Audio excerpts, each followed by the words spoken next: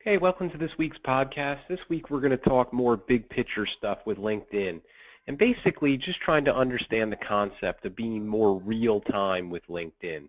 One of the things I always try to explain to people who are really, they're trying to get more results with social media. They realize that it's not going away. It's kind of become really an important communicating tool for a lot of business owners and professionals. The one thing I always try to explain is look, social media has been around now for almost a dozen years, and things are starting to become a lot more saturated. This means there's more people on there trying to get results. And what that means is that the cream kind of rises, and the people that are successful, they have a game plan, they're using it efficiently, but most importantly, they're quicker communicators. And I think that that becomes an important concept moving forward to be successful, which is to try to use LinkedIn not just once a month, you're logging in and kind of fooling around, but using it more on an instantaneous basis.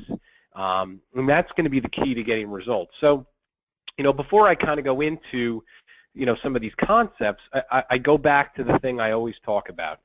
Step one in getting results with LinkedIn is making sure that your profile is set up to generate results.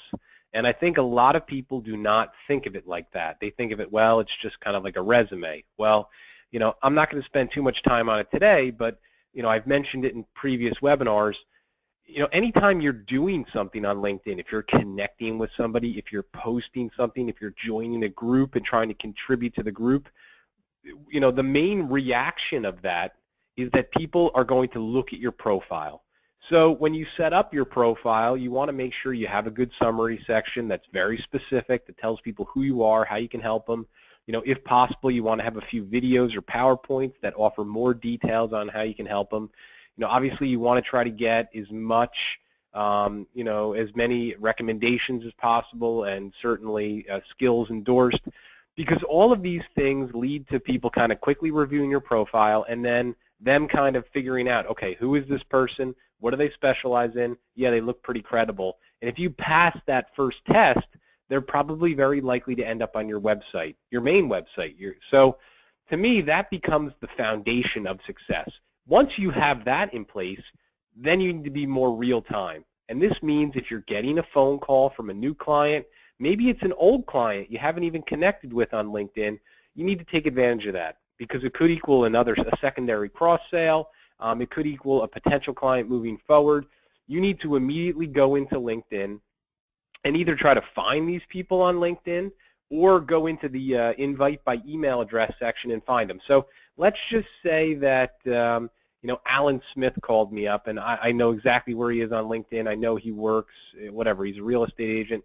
So I pull him up, I go to his profile, I click the connect button. LinkedIn is going to say, okay, do you want to just send him an invite or do you want to add a note?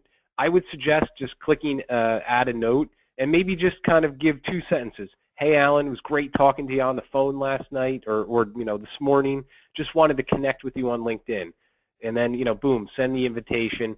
And, by doing that, it increases the likelihood that that person is going to accept your LinkedIn request by probably 75%. Now, remember this, just because you're a LinkedIn expert doesn't mean the people that you're connecting with are.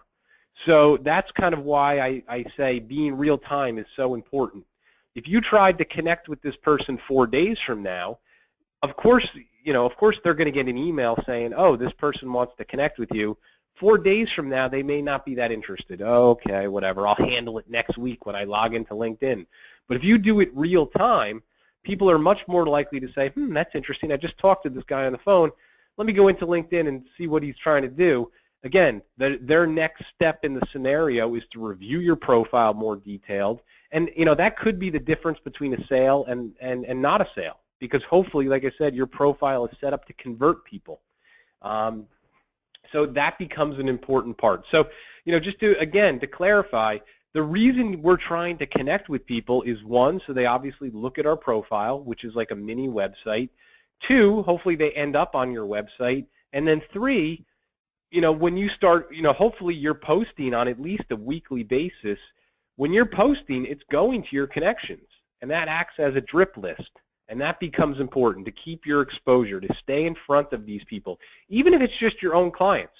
And I always find it funny when people say, well, I don't really necessarily want to connect with my clients. Why not? Why wouldn't you want to stay in front of those people?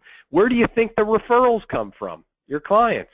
So retention and referral generation, very important part of social media, and certainly a very obtainable part of social media. But you're not going to get to that point if your profile isn't set up. And when I, again, say set up, where there's some thought process put into it. When you have a good summary that tells people who you are, how you can help them, and then you're doing these things in real time. Do them in real time, your percentages increase. And I think that that's the one thing with social media that frustrates people. Make no mistake, there's no guarantee. There's no book on exactly how to do this stuff. But one thing that I've always been successful with is I try to play the percentages. If I know that it's going to work 60% of the time, well, that's better than 10% of the time, right? So as you use it, you start to figure out where are the higher percentages, and you want to do the things with the higher percentages because, like I said in the first slide, it's becoming more saturated. More and more people are trying to do this. So you have to kind of figure out what works, and that allows you to do things more efficiently. And that's the key to social media. You can't be spending that much time. So I appreciate everyone's time on this week's podcast. If you get a chance, check out our websites. We offer some pretty good social media tools and services, as well as website design. We'll talk to everyone next week. Thanks again.